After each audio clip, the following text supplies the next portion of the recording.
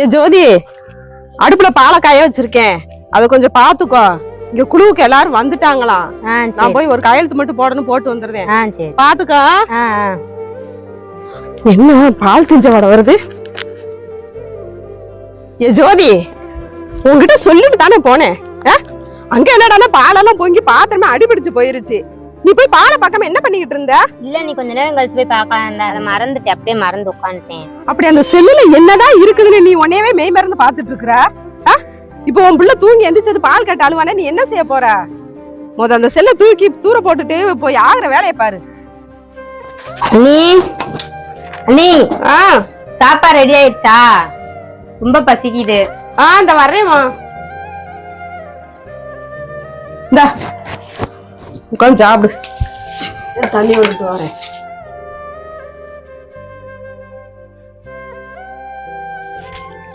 ஏன் ஜோதி, சாப்பிட்ட தட்டை கூட உனக்கு எடுத்து வைக்க முடியலையா? சாப்பிட்ட தட்டிலே கையை கழுவி அதை அப்படியே வச்சுட்டு இங்க வந்து உட்காந்து செல்ல பாத்துக்கிட்டு இருக்கிற. அண்ணி, நான் அப்புறம் எடுத்து வச்சுக்கிறேன். சும்மா ஏதாச்சும் நோய் நோய்னு ஏதாச்சும் சொல்லிக்கிட்டே இருக்காதீங்க. ஏமா, வீட்டு வேலையெல்லாம் அப்படியே கிடக்குது.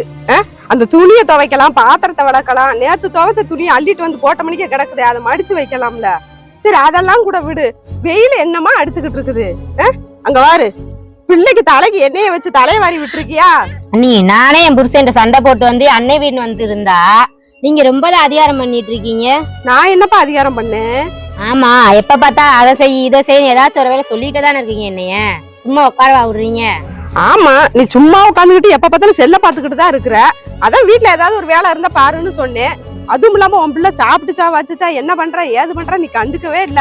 24 மணி நேரம் இந்த செல்லத்தான் பாத்துக்கிட்டே இருக்கிற. இத சொன்னது ஒரு தப்பா? நான் ஒரு அக்கறையில தானே அதை சொன்னேன். அது சொன்னது ஒரு குத்தமா? போத நீ உங்க அக்கறை. என் பிள்ளைய பாத்துக்கிற எனக்கு தெரியும். நீங்க போய் உங்க வேலையை பாருங்க. சும்மா ஏதாவது சொல்லிக்கிட்டே இருக்காதீங்க. நீ முதல்ல உன் பிள்ளையும் புருஷனையும் ஒழுங்கா நல்லா கவனிச்சிட்டு இருந்திருந்தா இப்படி சண்டை ஓட்டி இங்க வர வேண்டிய அவசியமே இருந்திருக்காதுல்ல. ஓ, நான் இங்க வந்தாதான் உங்களுக்கு பிரச்சனையா?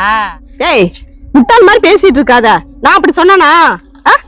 நீ எப்ப பார்த்தாலும் இந்த செல்லையே பாத்துட்டு இருந்துட்டு வீட்டுல ஒரு வேலை பார்க்காம இருந்ததுனால தானே இப்ப சண்டை ஓட்டி இங்க வந்து உட்காந்துட்டு இருக்க. அது உனக்கு புரியலையா? இந்த செல்லு வந்தாலும் வந்துச்சு. எத்தனை பேர் குடும்பத்துல சந்தோஷம் நிம்மதி எல்லாம் இழந்து ஒரு புருஷன் பொண்டாட்டிக்குள்ள இருக்கிற ஒரு சின்ன சின்ன புரிதல் கூட மறக்கிற அளவுக்கு இன்னைக்கு இந்த செல்லு முக்கியமா போயிருச்சுன்னா. செல்ல வந்து ஒரு பொழுதுபோக்குக்காக கொஞ்ச நேரம் பார்க்க வேண்டியதான். ஆனா அதுவே வாழ்க்கை ஆயிடக்கூடாது. இந்த செல்லுனாலதான் இன்னைக்கு நிறைய பேரோட வாழ்க்கையே சீரழிஞ்சு போச்சு. உன் வாழ்க்கையும் அப்படி ஆயிடக்கூடாதுன்னு தான் இவ்வளவு தூரம் பேசிட்டு இருக்கேன். நீ அதை புரிஞ்சுக்கோ.